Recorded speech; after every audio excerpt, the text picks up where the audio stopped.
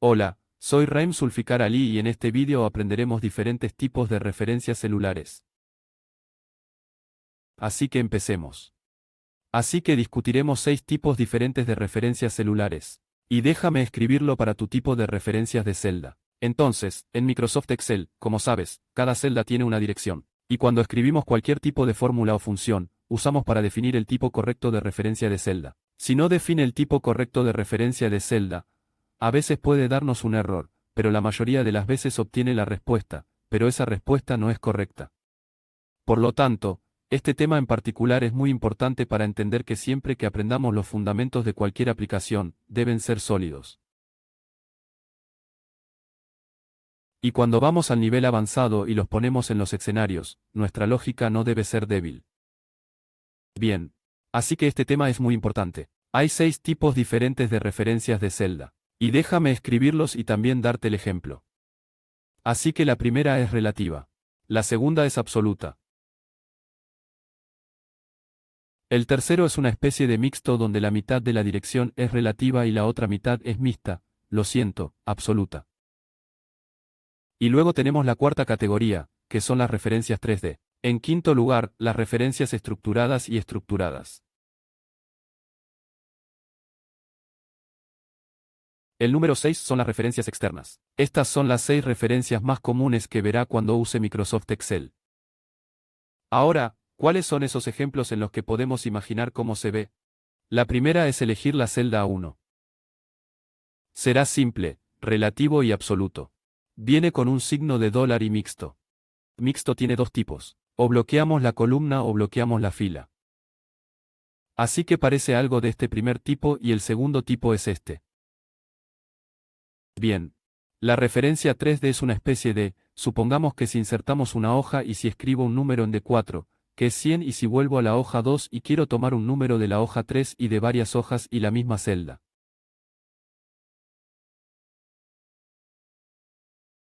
Dirección. Así que se verá así, una referencia en 3D. Referencias estructuradas, aquellas referencias en las que convertimos nuestros rangos normales en formato de tabla. Así que te harás una idea cuando veas mi vídeo grabado en las mesas. Entonces, cuando seleccionamos cualquier tipo de dato y lo convertimos en una tabla, creamos una referencia estructurada. Y como se ve, vamos a tener una idea en este vídeo. Así que primero viene un nombre de tabla y luego un nombre de columna viene dentro de un cuadro cuadrado, corchetes.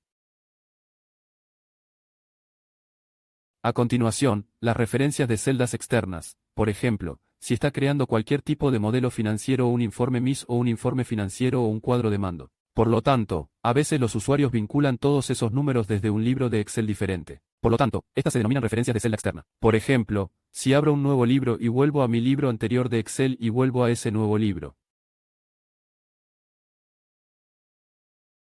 Entonces, este tipo de referencias que analizamos primero muestra el nombre del libro de trabajo, luego el nombre de la hoja y luego la dirección absoluta. Por lo tanto, estas son direcciones de celdas externas. Así que estos son los 6 tipos diferentes más comunes de celdas, tipos de referencias de celdas en los que necesitamos entenderlos muy fuertemente para que cada vez que escribamos cualquier función de fórmula o incluso en el backend en la validación de datos o el formato condicional, pongamos las lógicas, debemos saber lo que tipo de referencia nos dará los resultados correctos. Bien. Ahora vayamos al ejemplo de relativo y absoluto en este vídeo en particular. Y para el resto de los temas restantes, cuando cubramos los temas en el siguiente módulo con respecto a las fórmulas y funciones, codificaré todas esas referencias allí. Así que comencemos primero con el ejemplo relativo y absoluto y comparémoslos. Así que permítanme crear un dato para relativo y absoluto. Por ejemplo, si tenemos algunos números, y tenemos números como 100, 200, 300, 400, solo un número imaginario para darte un ejemplo. Y supongamos que queremos calcular un cuadrado para cada uno de los números.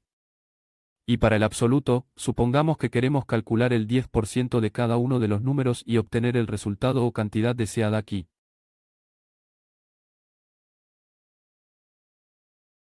Muy bien.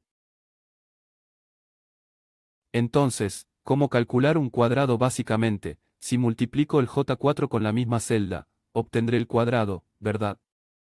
Y como copiar y pegar, puedes seleccionar esta celda de salida y desplazar la tecla de flecha hacia abajo y presionar el botón Control D. Esta es la primera estrategia para copiar y pegar hacia abajo. La otra cosa es que lo que puede hacer es porque es un dato adyacente por completo, por lo que está activo en la celda de salida y este punto en particular que está en la celda activa en la parte inferior derecha se llama controlador de relleno. Así que puedes hacer doble clic en él y se copiará y pegará hacia abajo. Y la última estrategia para copiar y pegar es presionar Control C en la celda de salida y luego seleccionar el rango y presionar Control V, ¿verdad? Hay 3 estrategias diferentes que puedes adoptar cualquiera. Así que hemos calculado un cuadrado y si vuelvo a la celda, puedes hacer doble clic para entrar en el modo de edición o puedes pulsar F2 para entrar en el modo de edición donde puedes cambiar de nuevo si quieres hacer algunos cambios. Así que aquí está la fórmula y no es una función porque se llamará como una fórmula porque el usuario está tratando de hacer una lógica y obtener una respuesta, ¿de acuerdo? Así que el J4 se está multiplicando por J4 y si voy un paso más abajo, ahora no hay J4, es J5. De nuevo, J6 y J7, porque es así. Debido a que las referencias relativas son esas referencias, cuando las copia y las pega en su hoja de Excel hacia abajo o hacia la derecha o en cualquier lugar, cambiará su dirección en consecuencia, ¿de acuerdo? Mientras que si ves el ejemplo absoluto, por ejemplo, si quiero calcular el 10% de cada una de las cantidades, escribiré una fórmula como O4 que contiene un número y P2 contiene un porcentaje.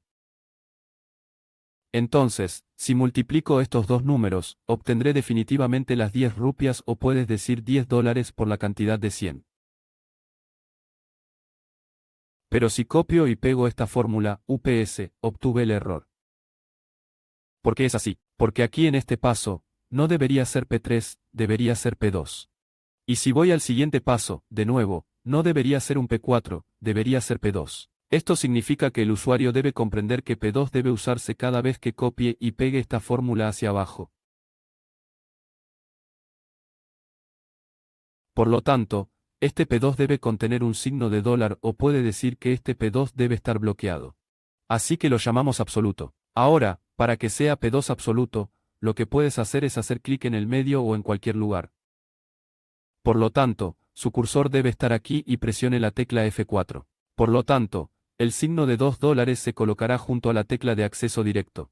En algunas de las computadoras portátiles, primero debe presionar la tecla de función y luego F4. En las computadoras portátiles HP modernas u otras computadoras portátiles, puede presionar directamente F4. Así que vea cuál es su computadora portátil, tenga una configuración. Así que he hecho esta dirección de celda como un absoluto. Ahora, cuando copio y pego, de nuevo, esta lógica hacia abajo, ahora todas las respuestas vienen correctamente. ¿Por qué? Porque puedes ver que ahora P2 no va a cambiar a ninguna parte, ¿verdad? Así que esto es absoluto. Entonces, la primera diferencia entre la referencia relativa y la referencia absoluta es que la referencia relativa no contiene ningún tipo de signo de dólar, mientras que absoluta contiene un signo de $2 para bloquear el número para bloquear la fila y la columna, ¿de acuerdo? Y la segunda diferencia es que la referencia relativa, cada vez que copiamos la referencia relativa a cualquier otra parte de la hoja de Excel, cambiará la dirección, pero la referencia absoluta no cambiará la dirección. Seguirá siendo el mismo. Incluso si lo copio y pego aquí, por ejemplo, sigue siendo el P2, mientras que la referencia relativa se ha cambiado a Q11, ¿verdad? Así que espero que en este vídeo hayas obtenido tu respuesta y el concepto relacionado con las referencias relativas y absolutas. Y estos son comúnmente 6 tipos diferentes de direcciones de celda. Permítanme cubrir una lógica más aquí en este vídeo como en el vídeo anterior, les dije que la fórmula es hecha por el usuario, mientras que la función está incorporada por Microsoft, que contiene un conjunto de instrucciones. Ahora, cada vez que escribas cualquier función, por ejemplo, si escribo if function y abro el corchete, puedes ver una pequeña ventana emergente de información sobre herramientas, ¿verdad? Y si, por ejemplo, volvemos a buscar alguna función, aparece la pequeña información sobre herramientas. Básicamente, esta cosa en particular, que está viendo en su pantalla como información sobre herramientas, su nombre correcto es sintaxis de función. Vemos la sintaxis de la función y cada sintaxis de la función tiene ciertos argumentos para llenar. Y hay 2 tipos de argumentos.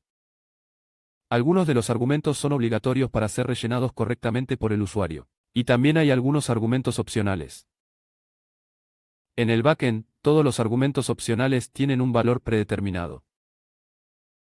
Bien. Entonces, ¿cómo distinguir entre un argumento de función obligatoria y un argumento de función pequeña? Entonces, como puede ver aquí en este ejemplo en particular, si la función tiene 3 argumentos, el primero es que el usuario definirá la prueba lógica. La segunda es que el usuario definirá el valor de true y el valor de false para separar los argumentos de la función.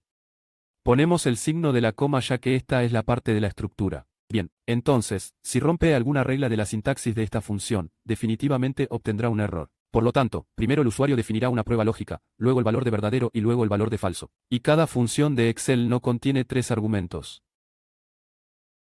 Algunos de ellos contienen 4 argumentos, algunos de ellos contienen solo uno, algunos de ellos contienen 2 o 3, de acuerdo. Pero, ¿cómo distinguir cuáles son obligatorias y cuáles son opcionales? Entonces, cuando ve un argumento de función encerrado con el corchete, como puede ver aquí en el valor de true y el valor de false, se encierran con el corchete. Por lo tanto, estos se llaman los argumentos opcionales donde el usuario puede omitir este argumento sin completar nada y obtendrá la respuesta. Y mientras que la prueba lógica que no contiene el corchete, debe ser rellenada por obligatoria o obligatoria para ser rellenada por el usuario correctamente, correcto.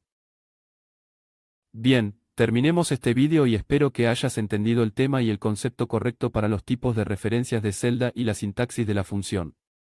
Gracias.